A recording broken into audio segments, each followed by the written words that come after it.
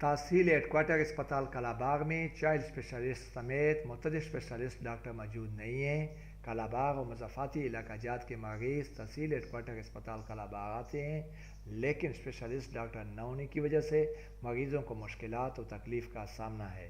اس بارے میں تحصیل head quarter اسپتال کلاباغ کے M S doctor Masood Ahmad نے بتایا، ہمارے پاس کلاباغ اسپتال میں اسپیشلسٹ ڈاکٹرز میں child specialist, surgeon, orthopaedic specialist, pathologist, radiologist, ان لوگوں کی کمی ہے اور یہاں پہ ڈاکٹرز تعینات نہیں ہیں۔